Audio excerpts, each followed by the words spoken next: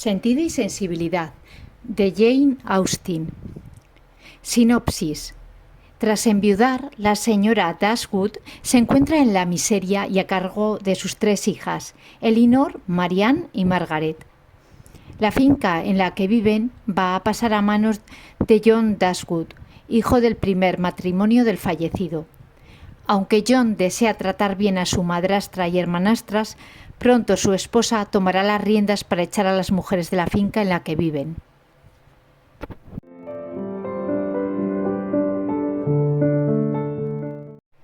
Capítulo 1. La familia Dashwood llevaba largo tiempo afincada en Sussex. Su propiedad era de buen tamaño, y en el centro de ella se encontraba la residencia, Norland Park, donde la manera tan digna en que habían vivido por muchas generaciones llegó a granjearles el respeto de todos los conocidos del lugar. El último dueño de esta propiedad había sido un hombre soltero que alcanzó una muy avanzada edad y que durante gran parte de su existencia tuvo en su hermana una fiel compañera y ama de casa. Pero la muerte de ella, ocurrida 10 años antes que la suya, produjo grandes alteraciones en su hogar. Para compensar tal pérdida, invitó y recibió en su casa a la familia de su sobrino, el señor Henry Dashwood, el legítimo heredero de la finca Norland, y la persona a quien se proponía dejarla en su testamento. En compañía de su sobrino y sobrina, y de los hijos de ambos, la vida transcurrió confortablemente para el anciano caballero. Su apego a todos ellos fue creciendo con el tiempo. La constante atención que el señor Henry Dashwood y su esposa prestaban a sus deseos, nacida no del mero interés, sino de la bondad de sus corazones, hizo su vida confortable en todo aquello que, por su edad, podía convenirle, y la alegría de los niños añadía nuevos deleites a su existencia.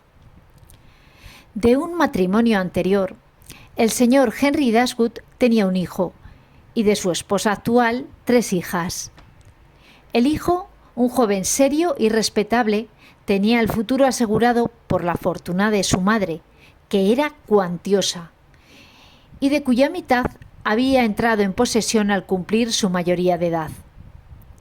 Además, su propio matrimonio, ocurrido poco después, lo hizo más rico aún.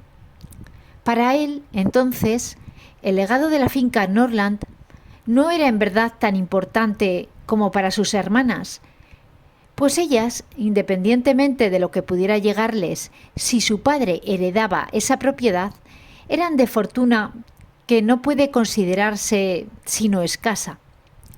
Su madre no tenía nada, y el padre solo podía disponer de 7.000 libras, porque de la restante mitad de la fortuna de su primera esposa también era beneficiario el hijo, y él solo tenía derecho al usufructo de ese patrimonio mientras viviera. Murió el anciano caballero, se leyó su testamento y, como casi todos los testamentos, este dio por igual desilusiones y alegrías. En su última voluntad no fue ni tan injusto ni tan desagradecido como para privar a su sobrino de las tierras, pero se las dejó en términos tales que destruían la mitad del valor del legado. El señor Dashwood había deseado esas propiedades más por el bienestar de su esposa e hijas que para sí mismo y su hijo. Sin embargo, la herencia estaba asignada a su hijo y al hijo de éste, un niño de 4 años, de tal manera que a él le quitaban toda posibilidad de velar por aquellos que más caros le eran y que más necesitaban de apoyo, ya sea a través de un eventual gravamen sobre las propiedades o la venta de sus valiosos bosques.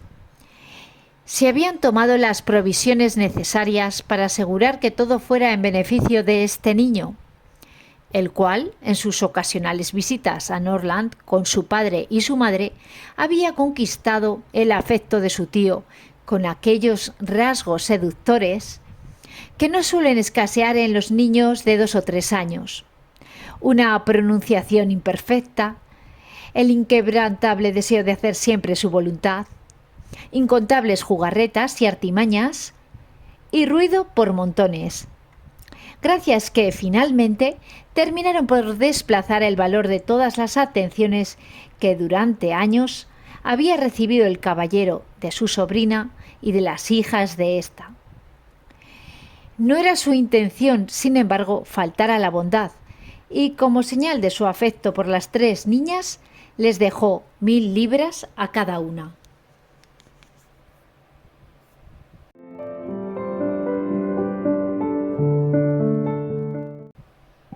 En un comienzo, la desilusión del señor Dashwood fue profunda, pero era de temperamento alegre y confiado.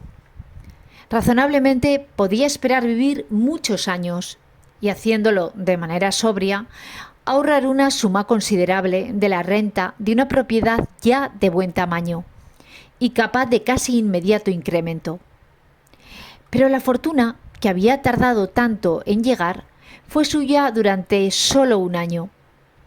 No fue más lo que sobrevivió a su tío, y 10.000 libras, incluidos los últimos legados. Fue todo lo que quedó para su viuda e hijas.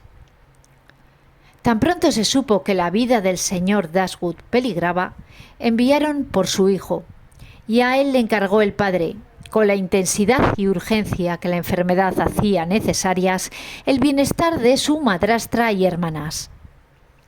El señor John Dashwood no tenía la profundidad de sentimientos del resto de la familia, pero sí le afectó una recomendación de tal índole en un momento como ese, y prometió hacer todo lo que le fuera posible por el bienestar de sus parientes. El padre se sintió tranquilo ante tal promesa, y el señor John Dashwood se entregó entonces sin prisa a considerar cuánto podría ser prudentemente hacer por ellas. No era John Dashwood un joven mal dispuesto, a menos que ser algo frío de corazón y un poco egoísta sea tener mala disposición.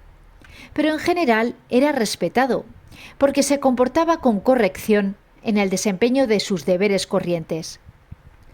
De haber desposado una mujer más amable, podría haber llegado a ser más respetable de lo que era. Incluso él mismo podría haberse transformado en alguien amable, porque era muy joven cuando se casó y le tenía mucho cariño a su esposa. Pero la señora de John Dashwood era una áspera caricatura de su esposo, más estrecha de mente y más egoísta que él. Al hacer la promesa a su padre, había sopesado en su interior la posibilidad de aumentar la fortuna de sus hermanas, obsequiándoles 1000 libras a cada una. En ese momento, realmente se sintió a la altura de tal cometido. La perspectiva de aumentar sus ingresos actuales con 4.000 libras anuales, que venían a sumarse a la mitad restante de la fortuna de su propia madre, le alegraba el corazón y lo hacía sentirse muy generoso. Sí, les daría 3.000 libras. ¡Cuán espléndido y dadivoso gesto!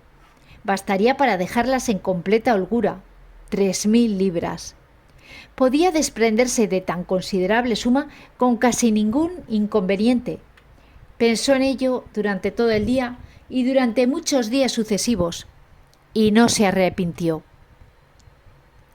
No bien había terminado el funeral de su padre, cuando la esposa de John Dashwood, sin haber dado aviso alguno de sus intenciones a su suegra, llegó con su hijo y sus criados. Nadie podía discutirle su derecho a venir. La casa pertenecía a su esposo desde el momento mismo de la muerte de su padre. Pero eso mismo agravaba la falta de delicadeza de su conducta, y no se necesitaba ninguna sensibilidad especial para que cualquier mujer en la situación de la señora Dashwood se sintiera enormemente agraviada por ello. En ella, sin embargo, había un tan alto sentido del honor, una generosidad tan romántica, que en cualquier ofensa de este tipo, ejercida o recibida por quienquiera que fuese, se transformaba en fuente de imborrable disgusto. La señora de John Dashwood nunca había contado con el especial favor de nadie en la familia de su esposo, pero hasta el momento no había tenido oportunidad de mostrarles con cuán poca consideración por el bienestar de otras personas podía actuar cuando la ocasión lo requería. Sintió la señora Dashwood de manera tan aguda este descortés proceder y tan intenso desdén hacia su nuera le produjo, que a la llegada de esta última habría abandonado la casa para siempre, de no haber sido porque primero la súplica de su hija mayor la llevó a reflexionar sobre la conveniencia de hacerlo, y más tarde por el tierno amor que sentía por sus 3 hijas, que la decidió a quedarse y por ellas evitar una ruptura con el hermano. Elinor, esta hija mayor, cuya recomendación había sido tan eficaz, poseía una solidez de entendimiento y serenidad de juicio que la calificaban, aunque con solo 19 años, para aconsejar a su madre, y a menudo le permitían contrarrestar, para beneficio de toda la familia, esa vehemencia de espíritu en la señora Dashwood que tantas veces pudo llevar a la imprudencia. Era de gran corazón, de carácter afectuoso y sentimientos profundos, pero sabía cómo gobernarlos, algo que su madre todavía estaba por aprender y que una de sus hermanas había resuelto que nunca se le enseñara. Las cualidades de Marian estaban en muchos aspectos a la par de las de Elinor. Tenía inteligencia y buen juicio, pero era vehemente en todo. Ni sus penas ni sus alegrías conocían la moderación. Era generosa, amable, atrayente. Era todo menos prudente. La semejanza entre ella y su madre era notable. Preocupaba a Elinor la excesiva sensibilidad de su hermana, la misma que la señora Dashwood valoraba y apreciaba. En las actuales circunstancias, una a otra se incitaban a vivir su aflicción sin permitir que amainara su violencia. Voluntariamente renovaban, buscaban, recreaban una y otra vez la agonía de pesadumbre que las había abrumado en un comienzo. Se entregaban por completo a su pena, buscando aumentar su desdicha en cada imagen capaz de reflejarla. Y decidieron jamás admitir consuelo en el futuro. También Elinor estaba profundamente afligida, pero aún podía luchar y esforzarse. Podía consultar con su hermano y recibir a su cuñada a su llegada, y ofrecerle la debida atención. Y podía luchar por inducir a su madre a similares esfuerzos y animarla a alcanzar semejante dominio sobre sí misma. Margaret, la otra hermana, era una niña alegre y de buen carácter. Pero como ya había absorbido una buena dosis de las ideas románticas de Marianne, sin poseer demasiado de su sensatez, a los 13 años no prometía igualar a sus hermanas mayores en posteriores etapas de su vida.